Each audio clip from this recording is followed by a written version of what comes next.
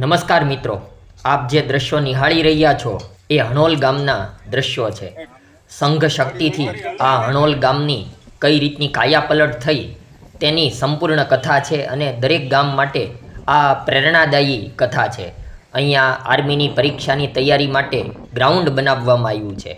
મહિલા ગૃહ ઉદ્યોગ માટેનું આયોજન છે. ગાંડા બાવળ દૂર કરીને 5000 વૃક્ષો રોપવામાં આવ્યા છે. સંઘ શક્તિને સાચી દિશા અને દોરવણી મળે તો તેનું જે રીતે નવસર્જન થાય છે તે અજાયબી પમાડે તેવું છે. આવો જ એક પ્રયોગ ભાવનગર જિલ્લાના પાલીતાણા તાલુકાના હણોલ ગામે કરવામાં આવ્યો હતો.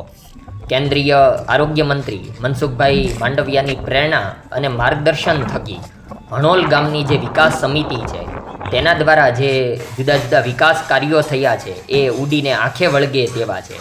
જોકે તેમાં મનસુખભાઈનું માર્ગદર્શન વધારે નિમિત્ત બન્યું છે, છતાંય કોઈ ગામ ધારે અને વિકાસ સમિતિથી તે પૈકીના નાના કાર્યો પણ જો કરવામાં આવે તો એ ગામને ખૂબ જ સારી રીતે વિકસિત બનાવી શકે છે.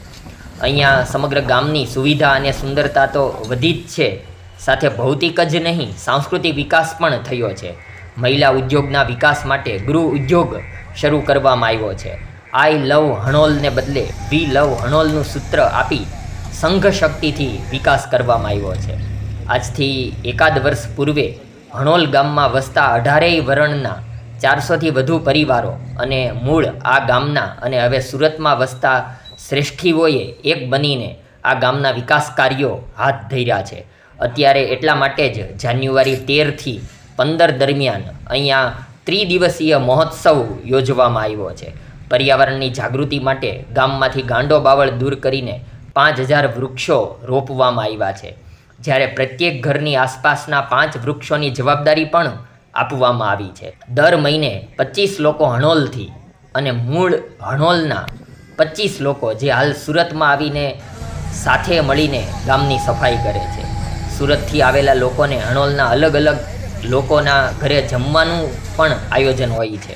ગામમાં એનિમલ હોસ્ટેલ પણ છે. લશ્કરની ભરતી થાય તેમાં પ્રેક્ટિકલ પરીક્ષા માટે અગાઉથી તૈયારી જરૂરી હોય તેના માટે અહીંયા એક આર્મીની પરીક્ષા માટે પૂર્વ તૈયારીનું મેદાન પણ તૈયાર કરવામાં આવ્યું છે. ક્રિકેટનું મેદાન પણ છે, પુસ્તકાલય છે, સ્કિલ ડેવલપમેન્ટ સેન્ટરનું નિર્માણ પણ કરવામાં આવ્યું છે.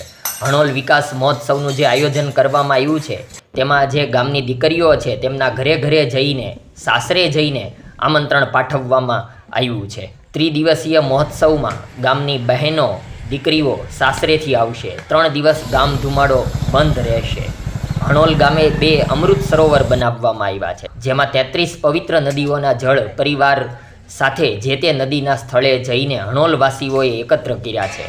અને હવે લોટી યાત્રા, પૂજન, યજ્ઞ બાદ આ 33 નદીઓના જળ અમૃત સરોવરમાં પધરાવવામાં આવશે, જેથી આ ગામના વાસીઓને કોઈ પણ ધાર્મિક ક્રિયા માટે ગંગા યમુના જવું નહીં પડે.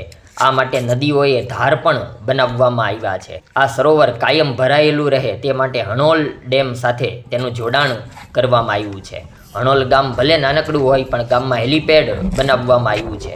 અન્ય એક હેલિપેડનું પણ નિર્માણ હાથ ધરવાનું છે. બીજી બાજુ યુવાનોને હેલિકોપ્ટર ટ્રેનિંગની સ્કૂલ પણ મળશે, જેથી યુવાનોને એક વધુ સુવિધા મળશે.